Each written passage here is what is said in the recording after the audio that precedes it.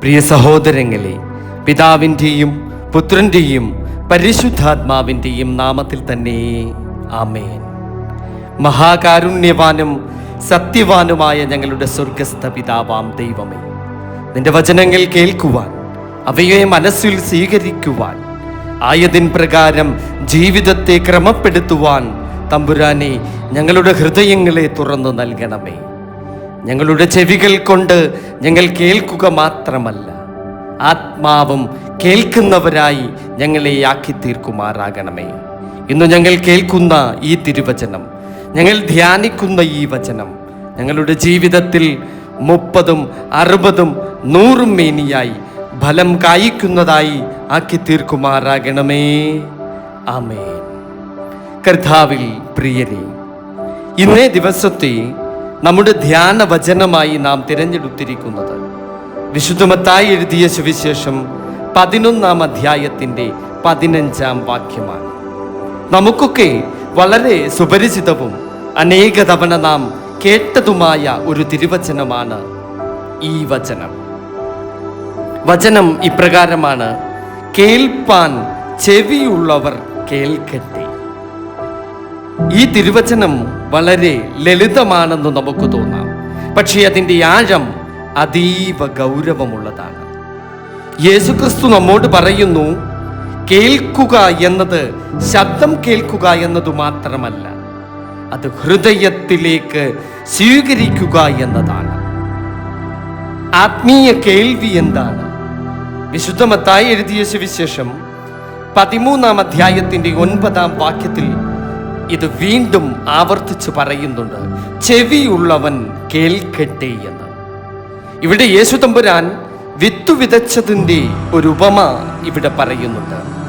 വചനങ്ങൾ വിത്താണ്, നമ്മുടെ ഹൃദയം അത് മണ്ണാണ്. ചിലർ കേൾക്കും, മറക്കും.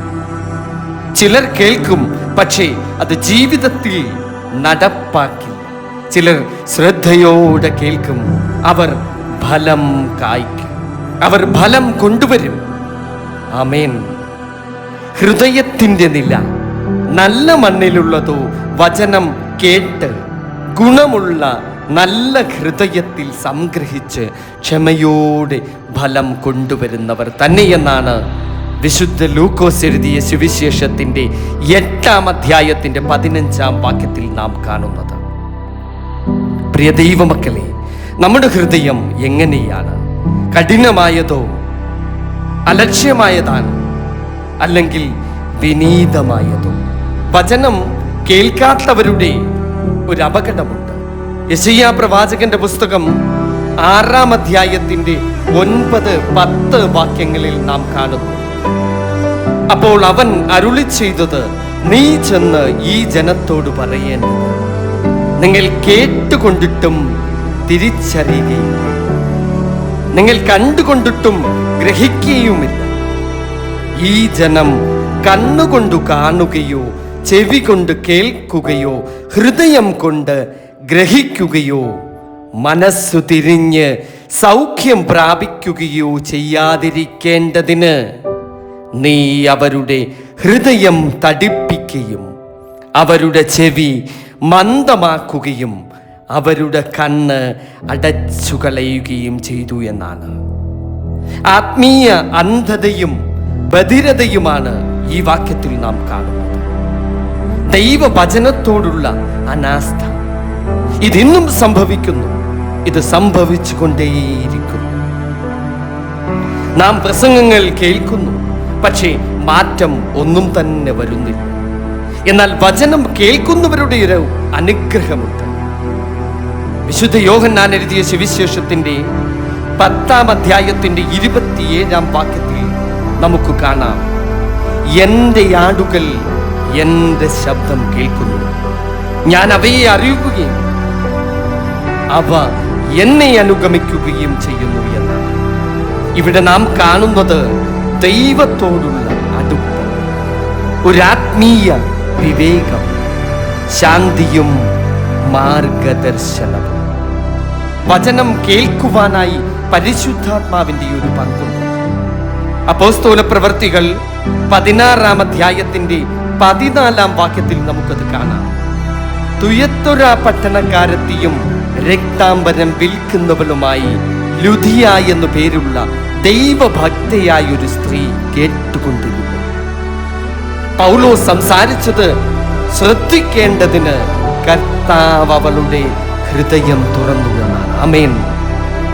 ഇവിടെ നാം മനസ്സിലാക്കേണ്ടത്, കേൾക്കുവാൻ സഹായിക്കുന്നത് പരിശുദ്ധാത്മാവിന്റെ ഒരു വലിയ കൃപാവരമാണ്.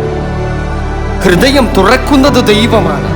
അങ്ങനെയെങ്കിൽ നമുക്കൊരു ആത്മപരിശോധന നടത്താം.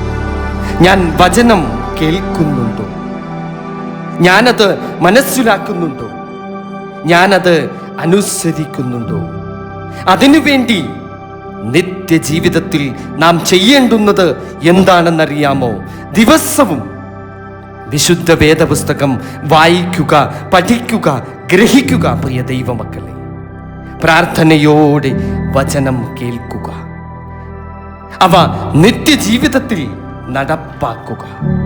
അപ്പോൾ നമ്മുടെ ജീവിതം ഫലം കൊണ്ടുവരുന്നതായി തീരും. പ്രിയ ദൈവമക്കളെ, വിശുദ്ധ യാക്കോബ് എഴുതിയ ലേഖനം 1-ാം അധ്യായത്തിന്റെ 22-ാം വാക്യം പരിശോധിച്ചാൽ നമുക്ക് കാണാം, എങ്കിലും വചനം കേൾക്ക മാത്രം ചെയ്തുകൊണ്ട് തങ്ങളെ തന്നെ ചതിക്കാതെ അതിനെ ചെയ്യുന്നവരായും ഇരിപ്പീനെന്നാണ് ഇവിടെ പറഞ്ഞിരിക്കുന്നത്.